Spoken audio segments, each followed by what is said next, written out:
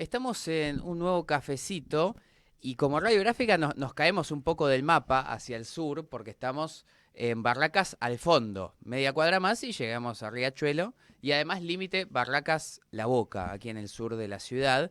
Julián Fava que me cuenta que viene, obviamente, bostero él, y voy a hablar bastante de ese tema porque me interesa, que viene bastante a la Bombonera, entonces llega hasta aquí, hasta cerca de la radiográfica. Así es, ¿qué tal, Lautaro? ¿Cómo estás? Un gusto, gracias por venir. No, por favor, gracias por la invitación. Así que sí, bueno, suelo venir cada 15 días o cuando el calendario lo dispone, pues bueno, voy a ver a Boca, soy socio y bueno, y tengo ahí un abono, como se suele decir, así que vengo siempre a la Bombonera y bueno, nunca había llegado tan al borde.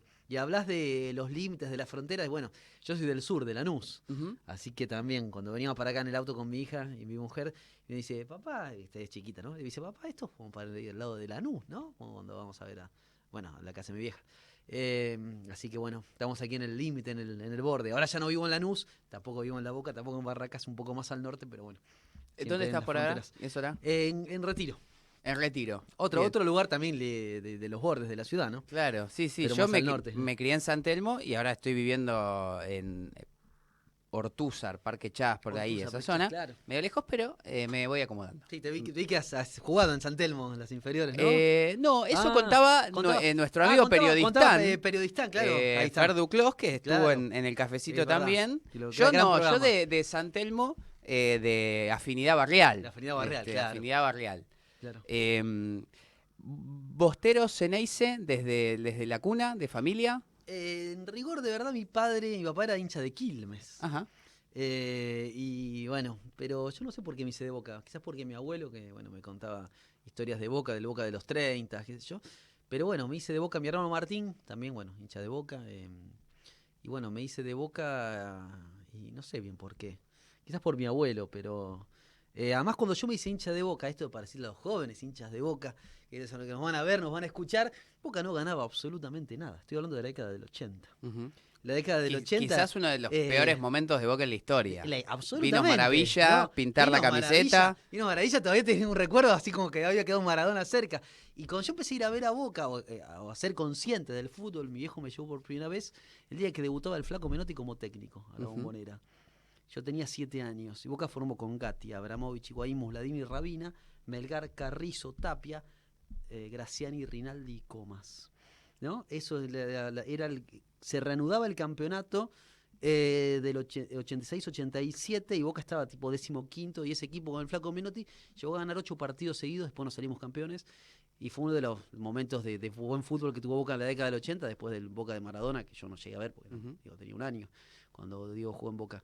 Y Boca no ganaba absolutamente nada, los peores momentos de la historia. Claro. Ganaba River, no tenía de hijo, Independiente, no tenía hijo todo, nos ganaban todos, o sea, eso era ser hincha de Boca, y era que había que ser hincha de Boca, no ahora que no clasificamos a la Libertadores, qué problema.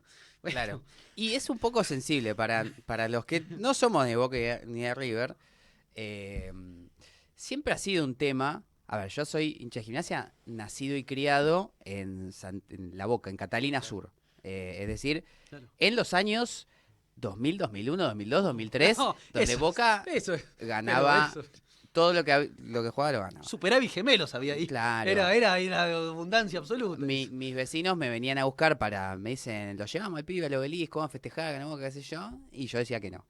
Muy bien. Esa conducta está muy bien. Sí, a ver, mis viejos me dieron la libertad de decir, andá, claro. Pero ya era muy difícil. De hecho, mi abuelo, en un acto de sincericidio, no de sincericidio, pero de honestidad brutal, a mi viejo le dice, déjalo que sea hincha de Boca si quiere.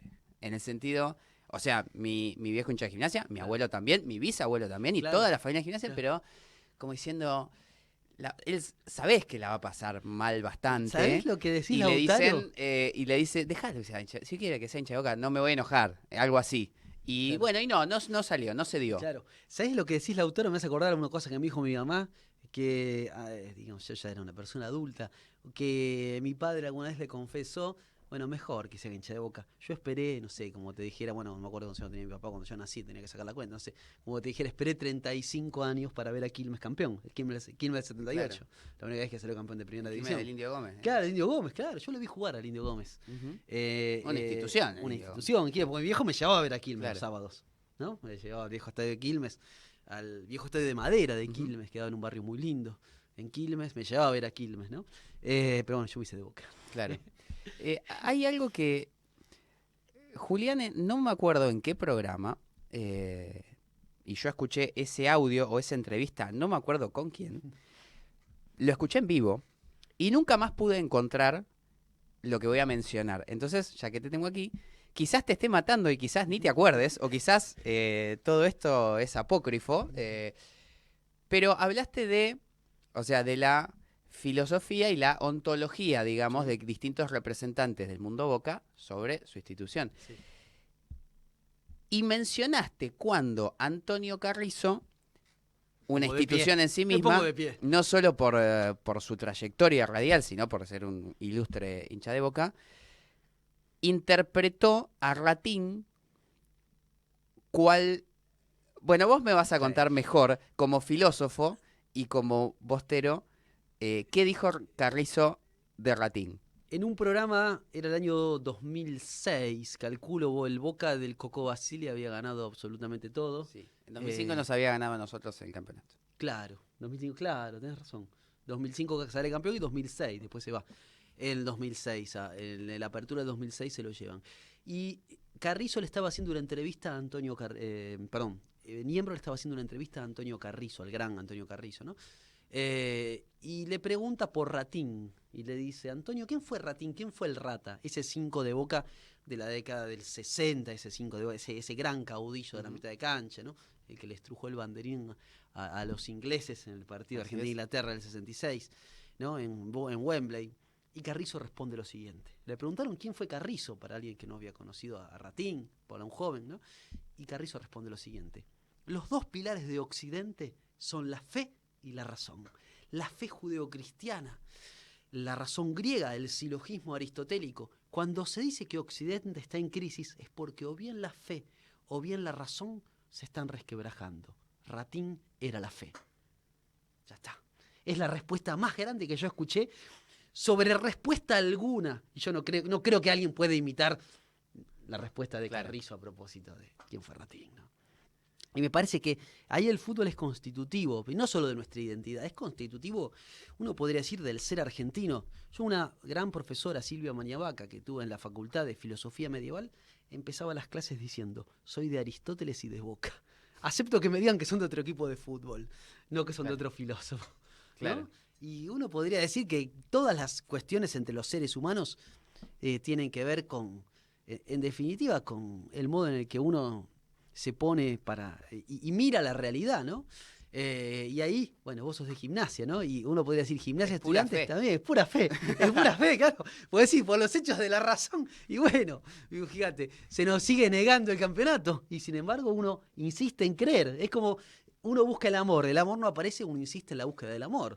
Porque ya la búsqueda es de algún modo la tenencia de eso que uno está buscando, ¿no? Poseer eso, en definitiva es un hecho caprichoso, pero la existencia está en la búsqueda, ¿no? Igual yo creo ahí que si bien es cierto que hay algo de fe en seguir adelante, Claro. o utópico, en Sí. esta idea de galeanista, de Sí, caminar, claro. pero hay un punto en el cual es tan constitutivo de la identidad misma, colectiva pero individual también, que ya no te lo planteás. Es decir, no podés dejar de tener fe, y si no tenés fe, vas a estar ahí igual. Claro. Es decir, yo creo que Gimnasia va a ser el campeón durante mi lapso vital, Claro. por lo menos. Y si no, no es que un día digo, bueno, ya fue, me Claro, hago otro equipo. exacto. O sea, no... Hay un punto en el cual uno ya no sabe no ir, no sabe no ser. No sabe, totalmente. Absolutamente. Yo creo que es como vos decís, Lautaro. Y es la condición de posibilidad de nuestra existencia, ¿no? Nuestra condición de posibilidad es a habitar a partir de una identidad, de una identidad futbolera, lo digo, ¿no? Por eso yo empecé diciendo, cuando vos mencionabas lo de la Bombonera y todo, yo me hice hincha de Boca en una época en la que ni siquiera estaba en el horizonte volver a ganar la Libertadores, ni estaba en el horizonte, estaba salir campeón en el mejor de los casos, ¿no? Que ya es mucho, bueno. Y salían campeones el máximo rival y todos los otros equipos, ¿no? Pero sí, como vos decís, no es que uno se va a hacer menos hincha porque no sale campeón su equipo. Julián, en ese camino, ¿cómo entra la filosofía en tu vida, en tu trayectoria? No sé cómo te llevas con la idea de divulgador, si querés, o alguien que acerca un poco conceptos más complejos, más difíciles.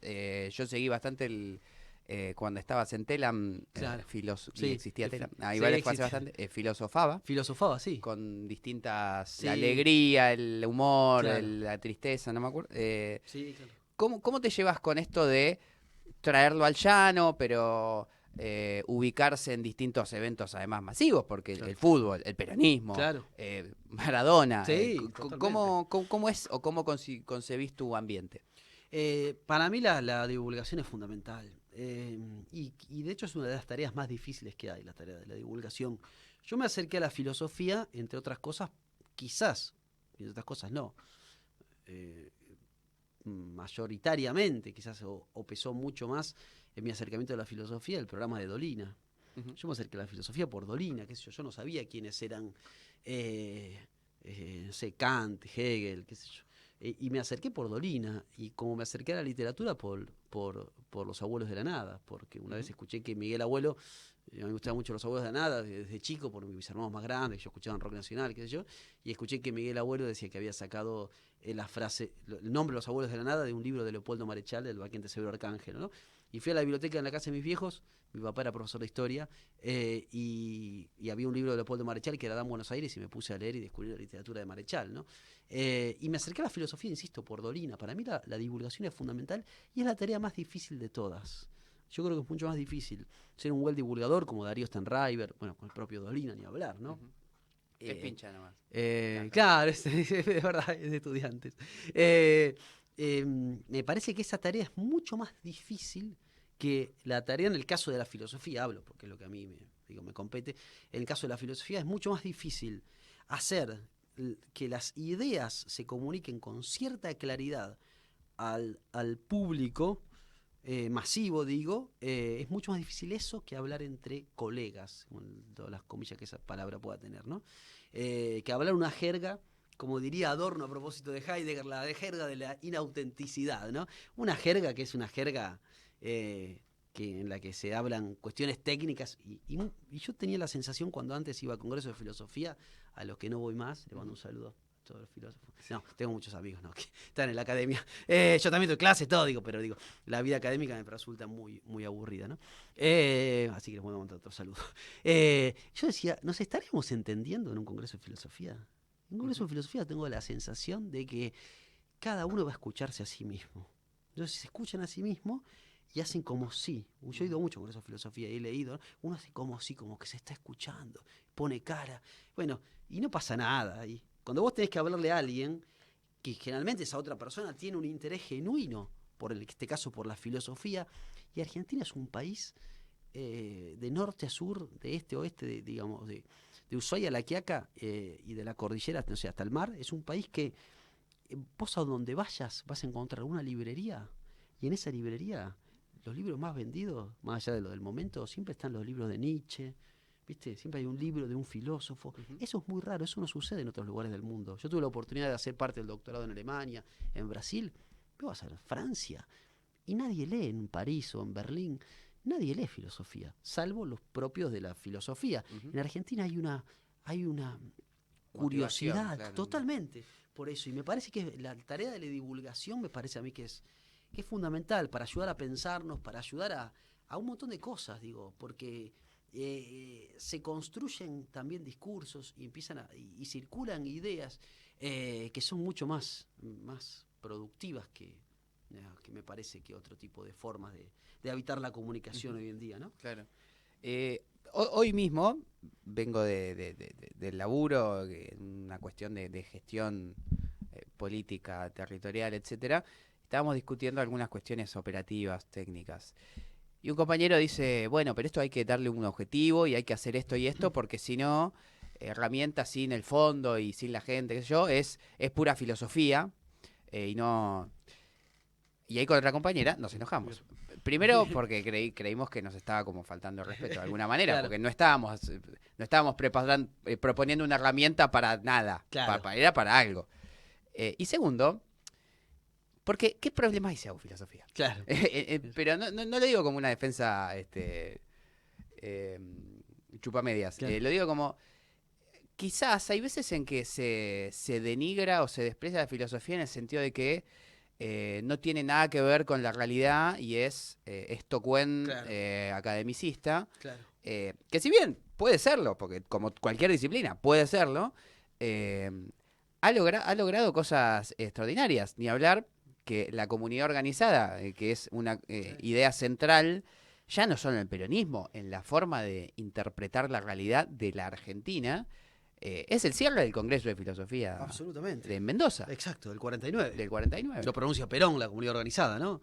No, con lo que vos decís, coincido absolutamente con lo que vos decís, pero y también es entendible la crítica, ¿no?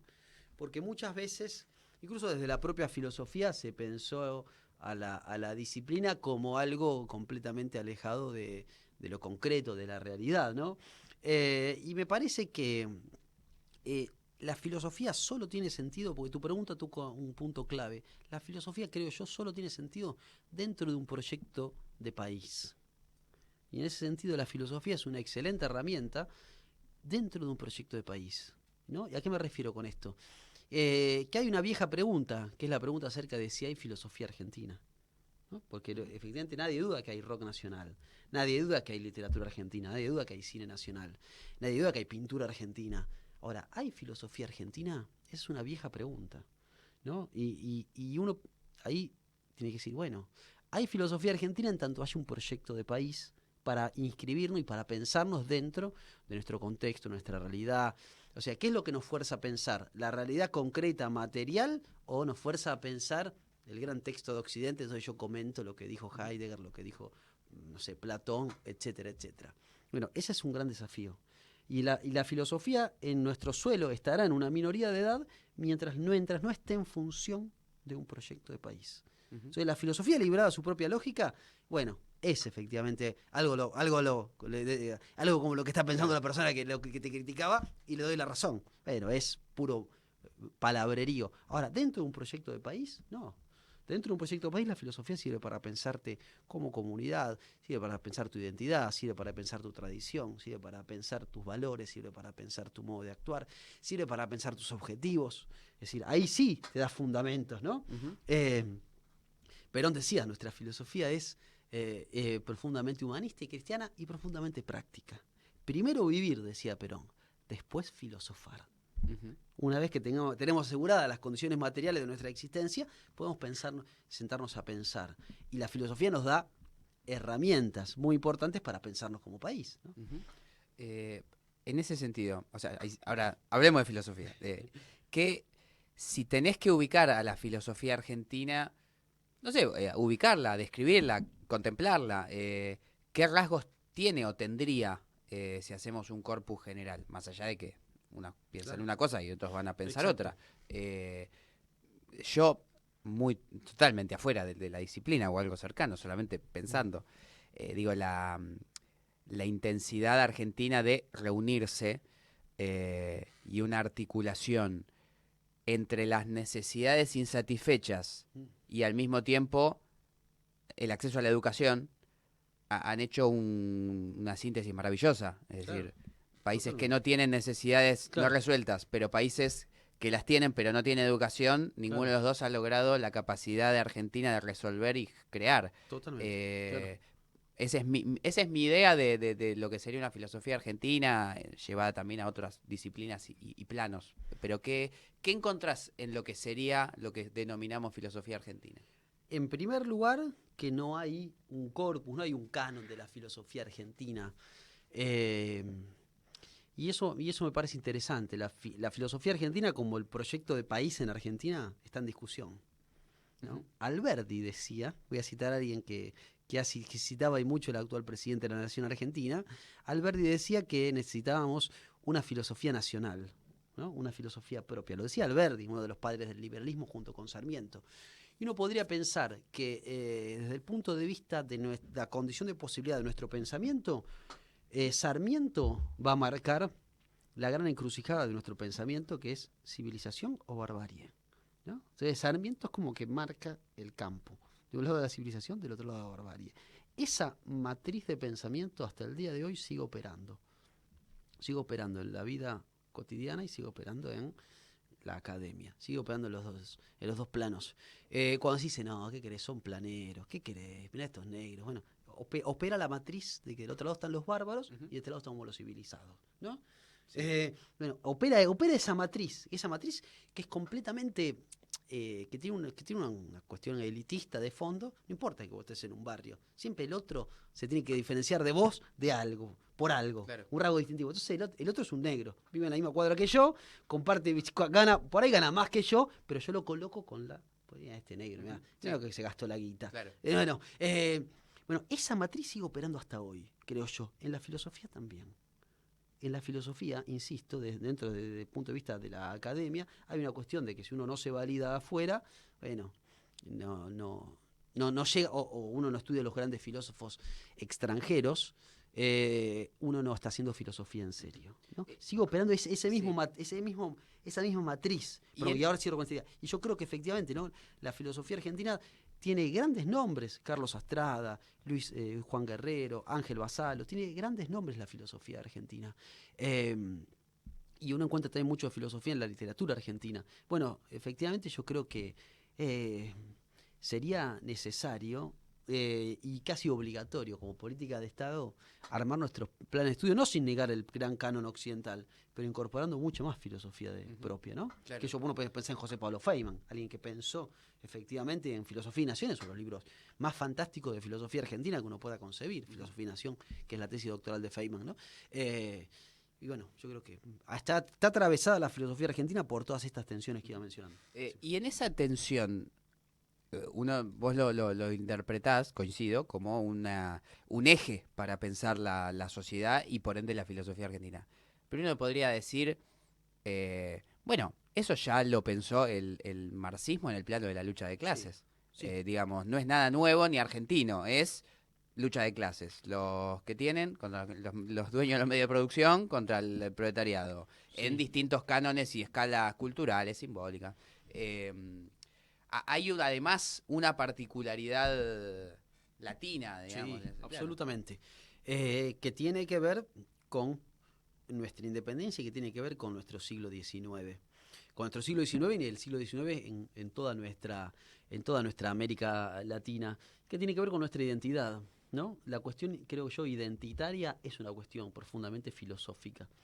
Y esa cuestión es una cuestión que piensa la filosofía, que no está en Marx, y que está en los europeos. Los europeos empiezan a pensar, por ejemplo, la cuestión de la comunidad fuertemente a partir de la caída del muro de Berlín, ¿no? Y a partir de las nuevas olas inmigratorias que hay en Europa, ¿no? El Papa Francisco habla una y otra vez de la humanidad como un descarte, ¿no? En contra de la humanidad entendida a partir del descarte, a partir del odio, a partir de los pueblos que efectivamente son condenados al sufrimiento en esta época. Y ahí hay algo que tiene que ver con la identidad, que tiene que ver con el humanismo, que tiene que ver con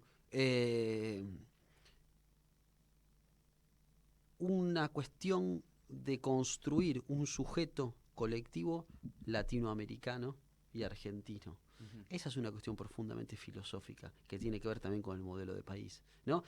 Si efectivamente volvemos a la matriz argentina del siglo XIX, si un lado estará la civilización y del otro lado estará la barbarie, o como decía el gran Rodolfo Kusch, vivimos en el peor de los mundos, vivimos en América Latina, adentro y afuera de nosotros mismos, ¿no? Intentando conciliar, ¿no? Algo que muchas veces queremos ser y no llegamos a ser, o tenemos la expectativa, o tenemos la aspiración a ser y no llegamos a ser, o efectivamente reconciliándolos con este suelo y con lo que somos, ¿no? Me parece que Gallero también profundamente,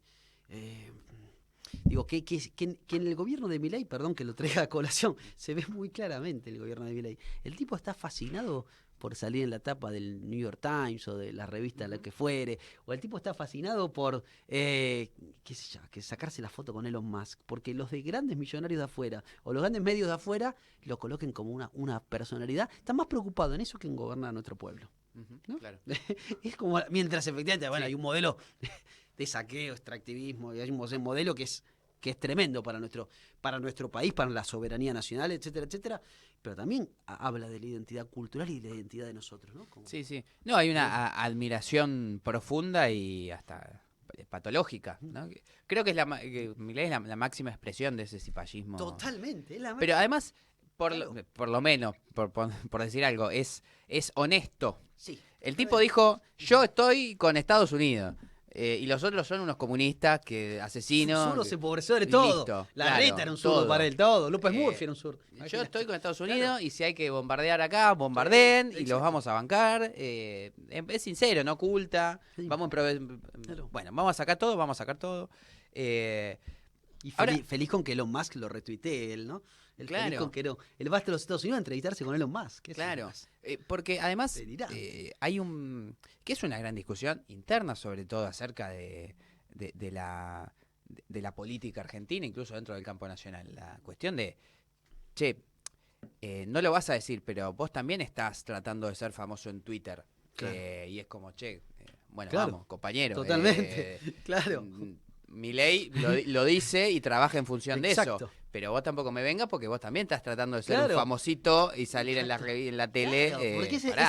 ese es el horizonte de construcción de la subjetividad. Me convierto en influencer, trabajo de no trabajar, que es ser influencer, ¿no? Ujú. Usufructúo de las redes y me convierto en una personalidad más o menos pública, más o menos importante, ¿no? ¿Qué sé yo? Ujú. ¿No? Y lo que vos decís, ¿no? Claro.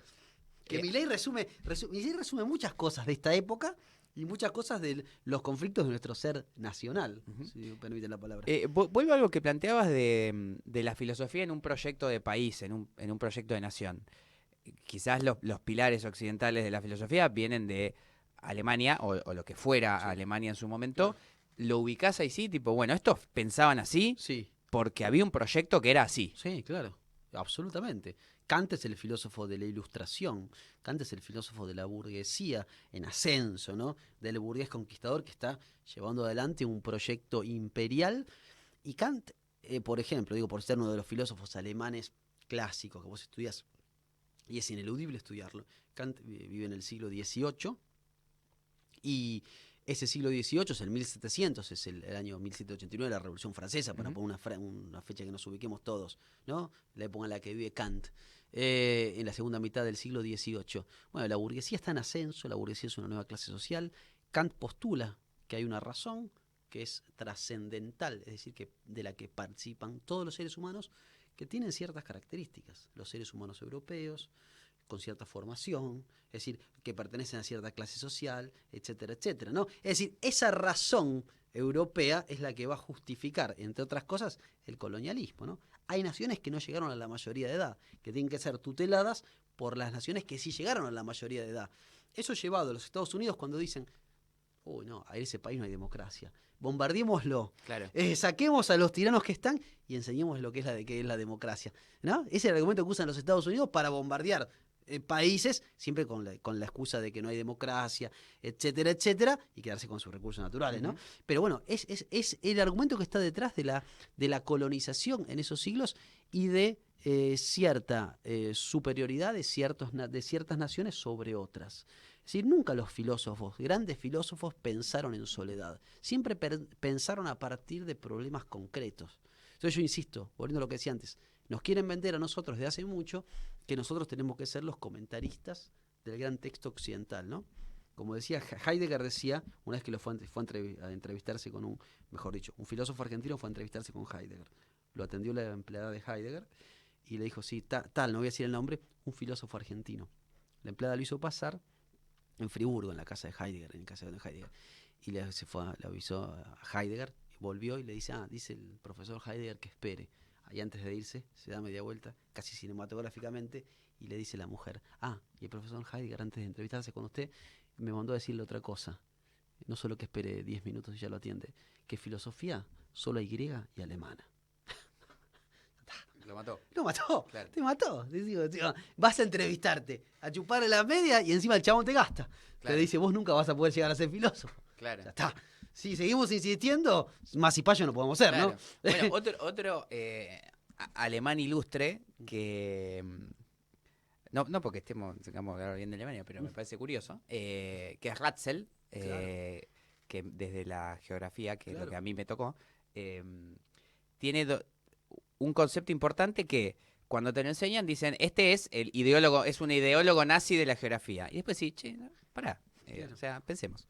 Y que tiene la idea de las sociedades se desarrollan y dado que se desarrollan en espacios, entre comillas, pequeños, como Alemania o Europa en general, que es un lugar pequeño, necesitan expandirse en su Lebensraum, que es el espacio vital.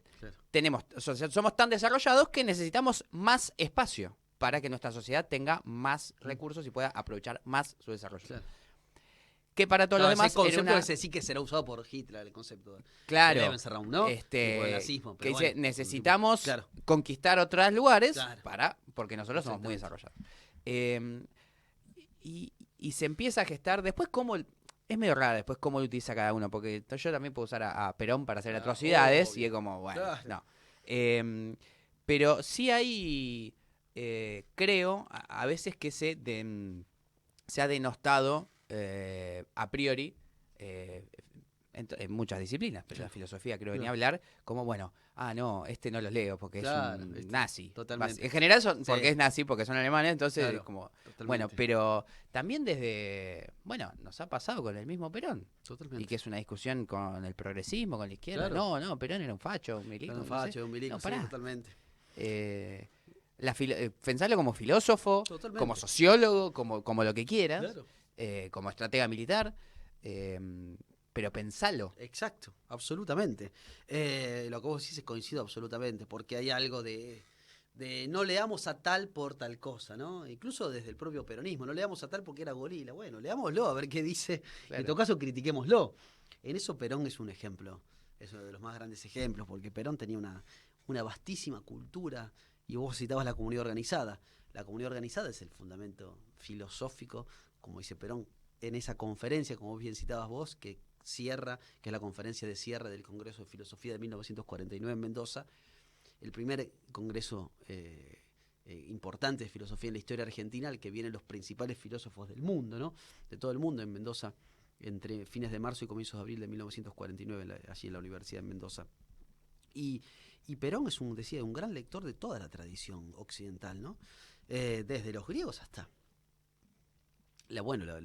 sus clases en la escuela de guerra de táctica y estrategia militar, digamos. Perón estaba formado en los grandes pensadores de Occidente, ¿no? Y en ese sentido, como vos decías, con el progresismo también hay una vieja disputa que me parece que tiene que ver más con prejuicios que con otra cosa, ¿no? Uno puede hacer todas las críticas que uno quiera, me parece, pero siempre desde el conocimiento de lo que uno más o menos o intentando que uno más o menos la crítica sea honesta, ¿no? Y me parece que ahí, no hay que negarse a ninguna lectura, me parece. Insisto, yo empecé citando a Sarmiento. Yo con Sarmiento no pienso igual en casi nada, pero es indudable que ha sido... y es ineludible. Es ineludible, totalmente. Por ahí y Alberti, Alberti tampoco coincido. No sé por ahí está mal metodológicamente mi pregunta, pero... ¿Cuán distinta considerarías a una idea de filosofía argentina con filosofía peronista? Es una muy buena pregunta. Yo creo que es una muy buena pregunta, vamos a decirlo. Si la filosofía tuviera que ser... Si hubiera una filosofía argentina en el canon, uno podría poner una filosofía liberal argentina clásica, que es la filosofía de Alberti y de Sarmiento, y después una filosofía que supera el liberalismo, que es la filosofía peronista. Porque efectivamente... ¿Ambas enmarcadas en esta civilización o barbarie? ¿O solo la liberal? Solo la liberal. Yo creo que el peronismo supera esa como dice mi amigo Daniel Santoro, con quien escribimos Peronismo entre la severidad y la misericordia, el gran artista plástico, el peronismo es agente civilizador y mensajero de la barbarie. Porque no hubo momento de la Argentina en el que más se haya avanzado desde el punto de vista científico-tecnológico, desde el punto de vista del pensamiento, desde el punto de vista material, ni hablar, ¿no? Que los años que van del 46 al 55. Esa Argentina de una utopía tecnológica y la utopía de la Argentina del pleno empleo, la Argentina de las vacaciones, la Argentina de la Universidad Obrera, la Argentina del CONICET, que tenía otro nombre, porque luego le cambiaron el nombre después del golpe del 55 de la Universidad Obrera, que luego será la Universidad Tecnológica Nacional. Esa Argentina es la Argentina en la que el sujeto transformador, el sujeto, si me permiten la palabra clásica ya, civilizador, es el pueblo argentino. ¿Sí? Son los negros, son los cabecitas, son los cabezas, son que efectivamente quienes nacimos en Lanús podemos llegar al mundo. Bueno, eso solamente lo podemos empezar a pensar y a vivir a partir del peronismo. Antes era impensable que alguien de Lanús llegara a estudiar en Alemania. A eso era impensable antes del peronismo. Bueno, seguimos viviendo los ecos del peronismo en sus sucesivas manifestaciones, ¿no? Que también regresará. Entonces creo que la filosofía, efectivamente, hay una tradición que es liberal, que es indudable la filosofía argentina, y hay una tradición que si hubiera una filosofía superadora de esa filosofía liberal, es la filosofía peronista. Y quiero que animarnos a pensarlo con ese nombre, con el nombre de filosofía peronista, para criticarla, para lo que sé, para mí es imprescindible, para mí es fundamental. Si no, vamos a seguir estando en una suerte de minoría de edad. Es como una cosa vergonzante para mí el progresismo. No sé qué te parece, Lautaro. Para mí hay una cosa vergonzante siempre, ¿no? El progres como que no se anima, ¿viste? Del todo a ser peronista. Como dice, está mal que vayan a bombardear a la plaza. Eso está mal. Ahora que me hables de filosofía peronista también está mal. ¿Cómo va a ser la filosofía va a ser peronista, no? Sí. No, que tampoco pone el bombardeo a la plaza en el centro. No te habla del bombardeo a la plaza, ¿eh? Que dice, a ver, en su esencia, piensan lo mismo que pensaba Heidegger cuando decían, no, la filosofía es alemana. Totalmente. Yo la interpreto, la traigo, exacto, y es así. Claro. Pero es alemana. Exacto. No, o sea, no. O permitite pensar que no. Exacto, permitite pensar que no. Exactamente. Totalmente. Y en ese punto, bueno, coincide el progresismo con Heidegger. Con Heidegger y con el clásico liberalismo argentino. Claro. Yo pienso que, digamos, el peronismo es una experiencia tan profunda que hoy somos peronistas y hablamos de peronismo y alguien habla de peronismo y hay dirigentes del peronismo, bueno. Y hay disputa por el peronismo, claro, etcétera. Ahora, sí creo que, lo digo, no sé si, no es con temor, pero yo hace tiempo me voy alertando, las ideologías o las filosofías y tienen sus momentos de caimiento. Nada es eterno. No, claro. Nada es eterno. Entonces, el peronismo lleva, como dicen, 70 años, los famosos 70 años. Bueno, 70 años, claro. Siglo XX, siglo XXI, es un montón. Es un montón. En la región no hubo algo de que dure 70 años. No hubo ni el varguismo, claro, ni Allende, ni ningún gobierno popular o movimiento popular. Claro. 70 años después sigue diciendo, no, yo soy, puede reivindicarlo, claro, hacia atrás, puede tener sus líderes, claro, sus próceres, pero no puede decir, hoy yo soy de este movimiento, claro, varguista. Claro. El peronismo sí. Ahora, puede en algún momento dejar de serlo y pasar a ser, sí, bueno, un bronce, un prócer.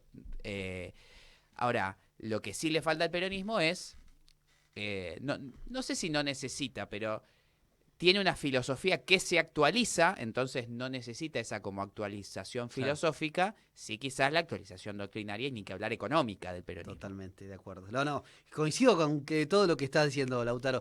Y ahí, voy a empezar a decir otras cosas. No coincido, no coincido, sí, porque en los programas de radio y esas cosas siempre tiene que haber un contrapunto, dicen. Pero bueno, yo no, la verdad que no creo mucho en eso.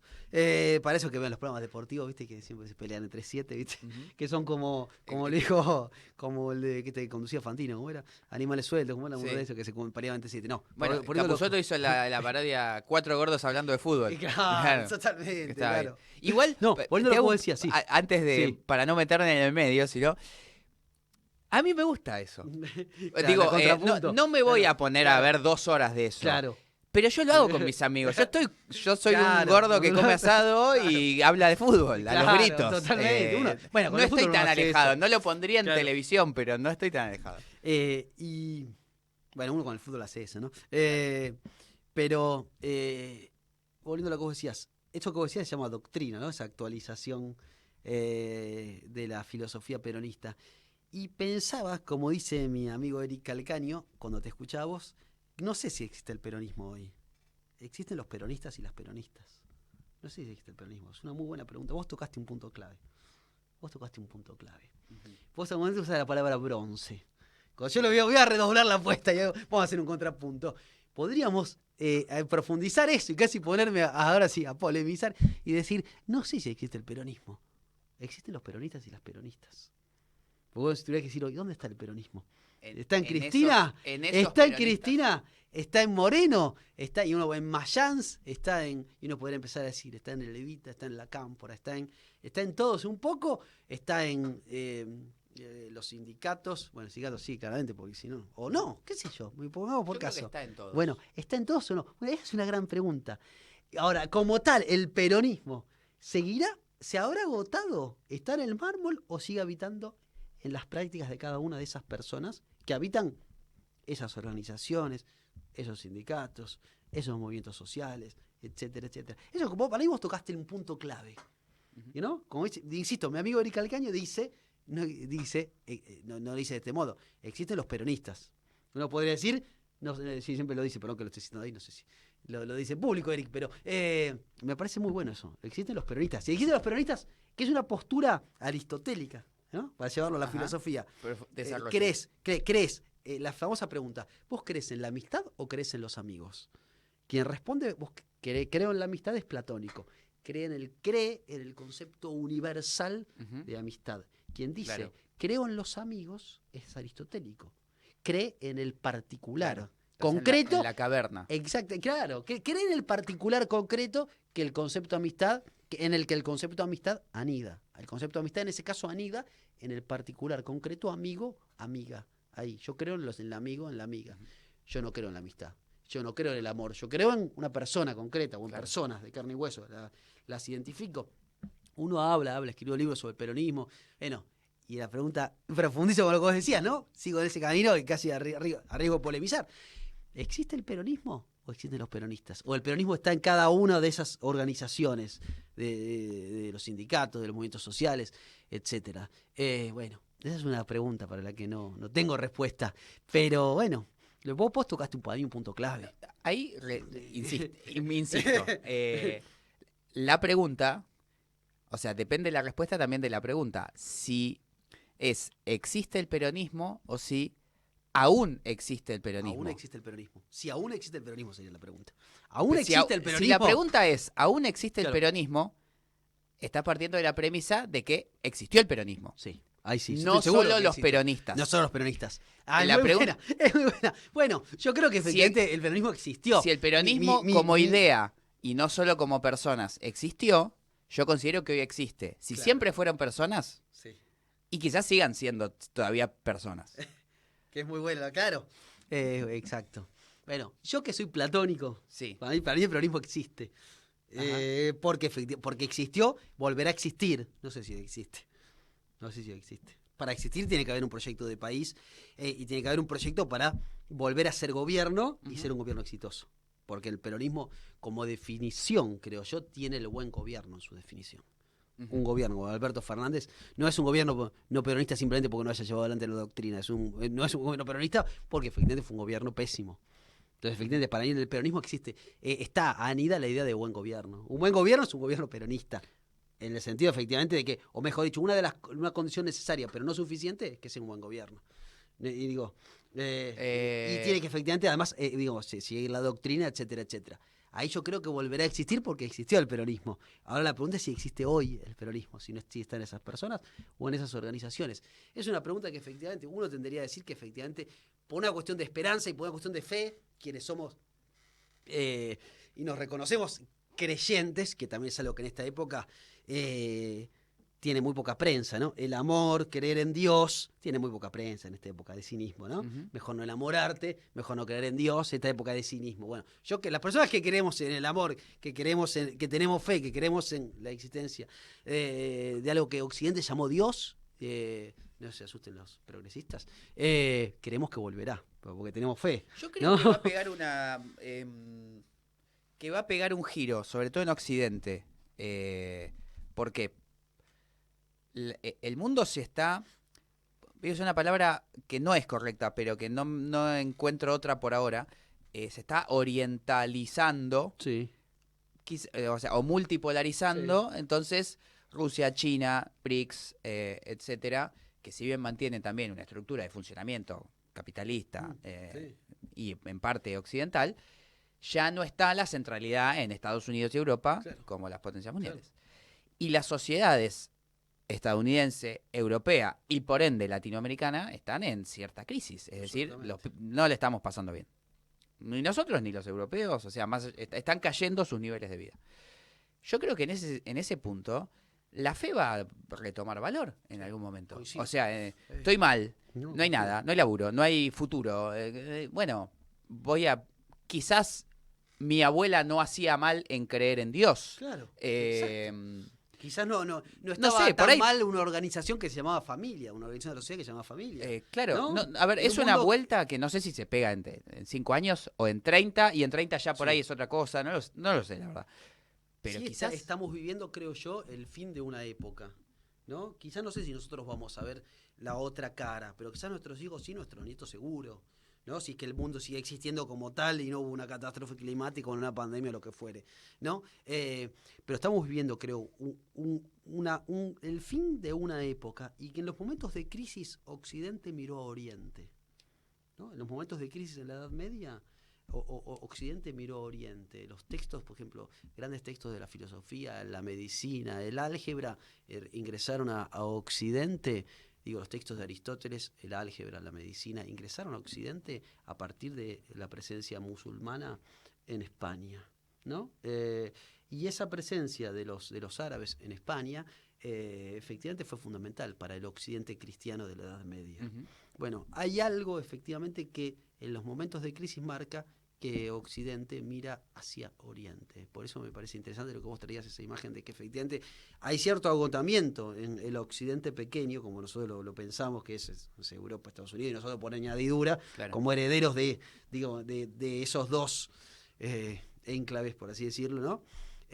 Y hay algo ahí que, cuando digo estamos también llegando, me parece, al final de una época, la inteligencia artificial, las redes sociales, el capitalismo en el momento en el que están marcando efectivamente que hay un agotamiento de cierto modo de entender la existencia en el vínculo entre las personas, en el vínculo con la tecnología, en el vínculo de la sociedad, etcétera. Bueno, el final de la página, que insisto, quizás nosotros no lo veamos, pero nuestros hijos seguramente lo vean, y nuestros nietos ni hablar. Será otro mundo. Esperemos que mejor que un poco mejor. Ojalá que sea un poco mejor, al menos en esta parte de América, ¿no? Pero sí, efectivamente creo que estamos llegando, insisto, al agotamiento de una época. Uh-huh.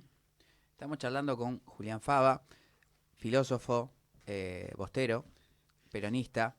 Creo que son 3 cosas que yo podría decir lo mismo, pero hincha de gimnasia. Pero para una buena parte de la sociedad argentina, argentino, peronista y su club de fútbol son bastante... Claro, sí. Te conforman bastante. Sí. Sí. Yo soy de pensar que el peronismo está, no solo y además de los peronistas. No se puede estar con Platón y con Aristóteles. Claro. Elija uno. No, los dos a la vez no. Socrático puede decir. Socrático, claro. Anterior. Totalmente. Claro. Total, no escribió nada, como decía Sócrates. Exacto. No nada escrito. Tengo nada escrito. Así que somos socráticos. Sí hay, yo creo también, y quizá aburro, pero lo he dicho varias veces, creo que hay una generación que no se termina de hacer cargo, que es la mía. O sea, que es la generación, la tuya también, claro, o sea, exacto, que es la generación, que son los millennials. Totalmente. Etariamente son los millennials. Sí. Los que hace 4 años nos venimos quejando de la dirigencia. Exacto. Con totalmente. Razón. Claro. Pero quejándonos. Claro. Y queremos decir, bueno, claro, ergo, hago esto. Claro. Hay que hacer, y equivocarse, pero hacer. Entonces no termina de reemplazarse, de modificarse, de cambiar, porque seguimos siendo nosotros mismos. Totalmente. Soldado de uno, soldado de otro. Claro. Me peleo con... y constructores para un... Bueno, tanto, no te quejes más. te Aunque quejes tengas más. razón. porque Totalmente, hay no te quejes muchas más. razones para quejarse y es lógico. Salí de Twitter, salgamos de Twitter y vayamos a hacer, ¿no? Y sí, ¿No? incluso a filosofar, a Claro, pensar, a exacto, plantear, a escribir. totalmente, claro, totalmente. Y equivocarse, pero intervenir en lo público, porque si no, es un lugar muy cómodo también, ¿no? Yo pensaba la medida esta que tomó el Estado brasileño a partir de una orden judicial de prohibir Twitter. Bueno, en Argentina prohibís Twitter por 2 años, ¿sabes qué? Se resoluciona todo, ¿no? Pensá Milei, ¿cuál fue la plataforma, digo, que lo lanzó al estrellato, las redes sociales? Se casa por prohibir las redes sociales, prohibís Twitter por 2 años, ya está, listo. Este gobierno lleva adelante las medidas por Twitter, digo. Y la oposición en buena vida también, vamos a juntar firmas para... ¿Cómo vamos a juntar firmas? Somos oposición, somos el peronismo de la oposición, supuestamente. Si no, podemos convertirnos en el trotskismo. Sí. No podemos ser un partido testimonial, ¿no? Digo, en eso también la crítica a la diligencia tiene bastante asidero, ¿no? Claro. En esta época. Ahí me parece. Y vos decías, nuestra generación también, porque nuestra generación ha ocupado y ocupa cargos públicos, digo. Es una generación que ya ocupa cargos públicos. Entonces también hay una suerte de relación ambigua, ¿no? Con Sí, el poder y con la toma de decisiones. Además veo, bueno, preocupantemente es decirlo de un lugar muy egoísta, porque pienso que el otro está equivocado, pero no hay una generación atrás, como si la había hace unos años, que éramos nosotros, justamente. Unos sub-20 que, bueno, venían con ganas y militaban. Ahora no hay unos sub-20 así. No porque no haya, pero sensiblemente menos. Claro, absolutamente. Quizás encuentran ellos algo que nosotros no vemos, que es una forma de pensarlo igual de altruista, más individual. Totalmente, claro. No sé cómo deriva eso. Pero... No sé, tampoco. Pero bueno, también es parte, creo yo, de nuestra responsabilidad eso. Uno piensa, hace algunos años, los jóvenes se subaban a militar y se subaban a militar por un proyecto de país que no era el de Milei, ¿no? Y ahora, qué sé yo, uno piensa en las últimas elecciones y el voto a Milei, si bien fue transversal, yo que doy clases en los primeros años de las carreras universitarias, los pibes el año pasado y este año, digo, las discusiones que uno tiene en las aulas, mayoritariamente han votado a Milei, digo, hay muy pocos pibes de esa edad que no han votado a Milei. Ya van a llamar, no, sí, yo voté a Milei, mi hijo no votó a Milei, sí, no, es verdad, no votaron todos los jóvenes a Milei, y el voto a Milei fue transversal etariamente y en la sociedad, digo, socioeconómicamente, como si desde la sociología, atravesó todas las clases sociales y atravesó todas las edades. Pero los jóvenes que votaron por primera vez, por segunda vez, muy mayoritariamente votaron a Milei. Y eso también nos tenemos que hacer cargo nosotros. Porque, bueno, esos jóvenes se han formado, insisto, hace unos años se volcaban a militar y ahora no, si se vuelcan a militar, se vuelcan por el proyecto Milei, ¿no? Julián, Maradona. Sí. 2 puntos. Uno no puede acercarse a lo sagrado sin morir un poco, y dice Marcel Mauss, y Maradona es lo sagrado. ¿Lo sagrado en qué sentido? Lo sagrado en el sentido no de eso que las religiones como institución tomaron, capturaron y lo llevaron al lugar, a un lugar alejado del pueblo. Lo sagrado que late, lo sagrado que transpira goce, que transpira exceso, digamos, y es casi una de las últimas manifestaciones de algo sagrado en el medio de lo profano. Lo profano es el mundo de la vida, el mundo cotidiano, y Diego lo profano lo volvía sagrado, ¿no? Y lo sagrado en las religiones, ahora yendo a las religiones, tiene algunas características, ¿no? Tiene un día de culto, la misa es el domingo, el partido de fútbol es el domingo, el sábado, ¿no? Lo sagrado tiene un instrumento particular, en el caso del fútbol, la pelota. Lo sagrado tiene alguien que oficia en el momento de la misa. En la misa puede ser efectivamente el rito, el partido de fútbol y el estadio, ¿no? El estadio es el lugar en el que se lleva adelante el rito de lo sagrado. Bueno, entonces vos pensás, en el caso mío, la Bombonera, Diego, el domingo, la pelota no se mancha. discúlpeme por la herejía, pero la pelota no se mancha, y yo que creo, voy a ir mucho más al infierno, ¿no? Porque estoy cometiendo una blasfemia, en mi caso. Bueno, la pelota no se mancha los instrumentos del culto no se manchan. Este es el cuerpo y la sangre de Cristo. Eso no se mancha jamás. Eso se llama transustanciación. El vino y el pan se convierten en el cuerpo y la sangre. Cambia, sin cambiar el accidente, cambia la sustancia. Es decir, una persona, ¿qué es un accidente? Algo que puede estar o no estar. Ahora bien, la sustancia es lo que permanece. Bueno, en ese caso, el accidente es el mismo, es el vino que tiene determinado olor, determinado sabor, y el pan, y cambia la sustancia, el cuerpo y la sangre de Cristo. Bueno, en el caso de la pelota no se mancha, es el instrumento de la misa por excelencia, ¿no? Cuando Diego dice, yo me equivoqué y pagué, pero la pelota no se mancha, está diciendo que la pelota es el instrumento sagrado por excelencia, que jamás se podrá manchar. Claro. Se pueden manchar los seres humanos, nosotros, los pecadores, podemos estar fuera del camino del Señor. Ahora la pelota es sagrada, absolutamente sagrada. Es el momento, es el cáliz, es la sangre de Cristo, la pelota, ¿no? Pero para que la pelota se vuelva sagrada, como el cura hace el momento, la convierte el pan y el vino en el cuerpo y la sangre de Cristo, para que la pelota se vuelva sagrada la tiene que tocar Diego, solamente. Solamente Diego puede volver, ni Messi ni nadie puede volver la pelota sagrada. Solamente Diego. Que Diego. Y Diego es el último dios mortal de Occidente. Diego es un dios mortal. Es el último de Occidente para mí. Diego es... Dado que decís el último dios mortal de Occidente, ¿considerás que hubo otros dioses mortales de Occidente? Sí, Evita fue Evita fue Evita fue lo más parecido, digo. Evita es la Virgen María. ¿A quién le pide uno? ¿A quién le pide? A Evita le pide. ¿A quién le reza uno? A la Virgen. Bueno, Evita tiene... El peronismo también, eso es para otro capítulo, pero el peronismo es una forma de religiosidad, para mí. Ahora sí, en ese sentido sí creo, el peronismo absolutamente, el peronismo es una forma de religiosidad laica, si querés, de religión civil. O sea, sé eso no sé es peronista. Como claro. No se puede ser peronista a medias. ¿No? Sé eso no sé es peronista. Bueno, Evita es nuestra Virgen María, digo. Evita nuestra Virgen María. Efectivamente, ¿no? Sí, yo creo que hubo algunos. Diego es uno, Evita es otra. Se me ocurren todos ejemplos argentinos. Eso habla efectivamente. ¿No? Bueno, no sé. Es un debate, es una lista interesante a pensar, a realizar. Sí, yo creo efectivamente que Diego no lo había pensado así, realmente. Había pensado, creo que algo parecido, cercano, como todos los argentinos. Pero nosotros, a mí que con algo, nosotros somos un pueblo profundamente religioso. ¿Por qué se le dice a los recitales del indio una misa? No sé si en otro lugar del mundo hay recitales de rock donde se diga una misa, ir a misa, ¿no? Y vas a escuchar al indio, no importa cuán lejos estés. Es parte de una... Procesión, claro. Parte de una procesión, es parte de una ceremonia, ¿no? Yo no sé si ocurre eso con otras bandas de rock en el mundo.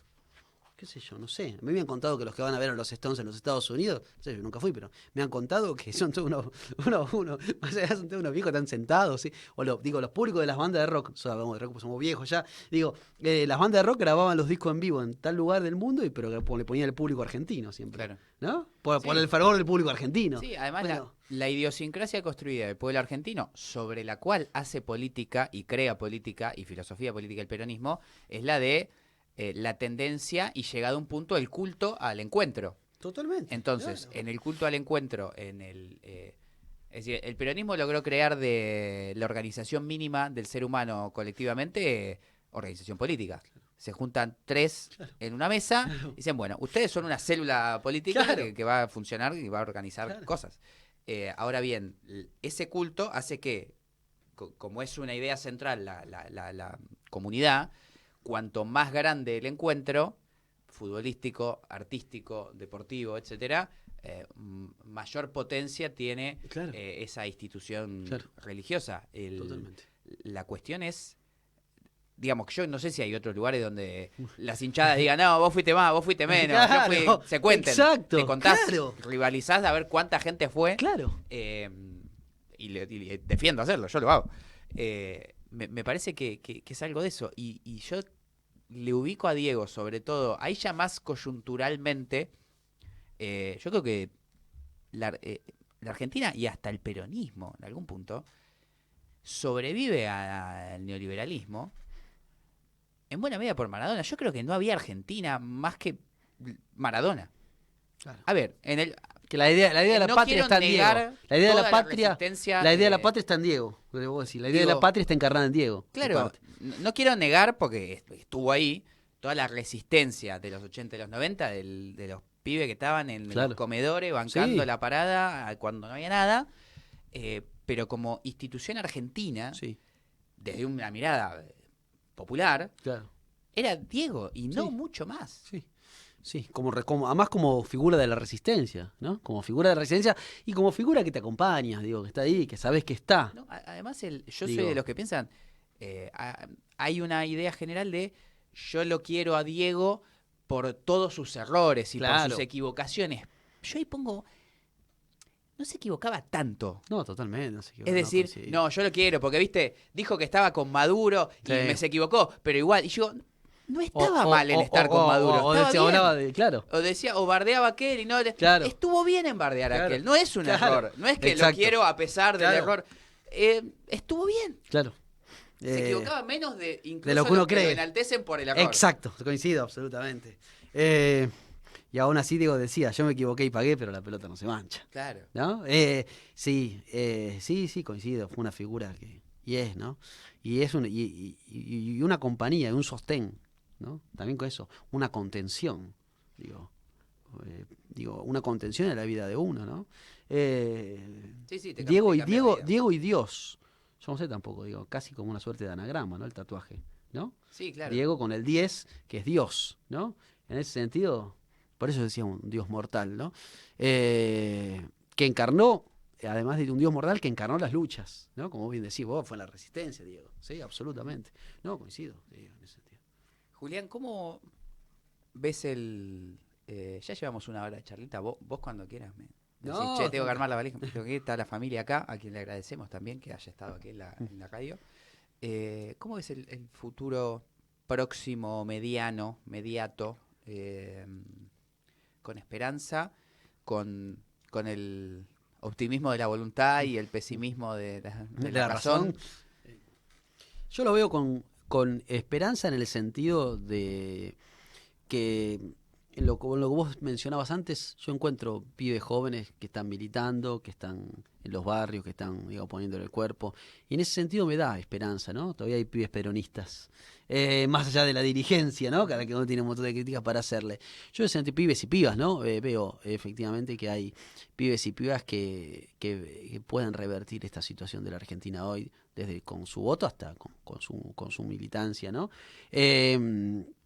Ahora bien, el presente es muy desolador, no hace falta que lo diga yo, ¿no? El presente es muy desolador y no solo desde el punto de vista material, desde el punto de vista espiritual también es una época muy, muy, creo yo, angustiante, ¿no? En esa época, en esta época que vivimos, ¿no? En este sentido, ¿no? Es una época realmente muy, muy angustiante. Ahora, no obstante eso, yo creo que todavía en nuestro pueblo y en nuestras organizaciones hay resistencia al neoliberalismo y esta forma despiadada de neoliberalismo que son los libertarios o estos paleolibertarios, ¿no? Como los han llamado a esta forma de ejercer en la política de Milei, que tiene lo peor de los libertarios, o lo peor de los libertarios, que es todo, y el neoliberalismo. Es decir, la peor forma de hacer política o la peor expresión de la política es lo que nos toca vivir en la Argentina, ¿no? Me dirán la dictadura, etc. Sí, desde luego, ¿no? Pero esta es una época en la que, digo, en el día de ayer, la cana intervino la Universidad de las Madres de Plaza de Mayo, digo, y esto no salió en la tapa de los diarios, ¿no? La Universidad de las Madres intervino en la cana, como fue en el 66, la noche de los bastones largos, digo. Violando la Constitución, la autonomía universitaria que está en el artículo 75, inciso 19 de la Constitución Nacional. Digo, desde eso hasta personas que estuvieron presas y que la última la liberaron hace poco de la manifestación del día que se votaba la ley de base en el Congreso, hasta, bueno, los jubilados, digo, la pérdida del poder adquisitivo, el hambre en la Argentina de hoy, etcétera, etcétera.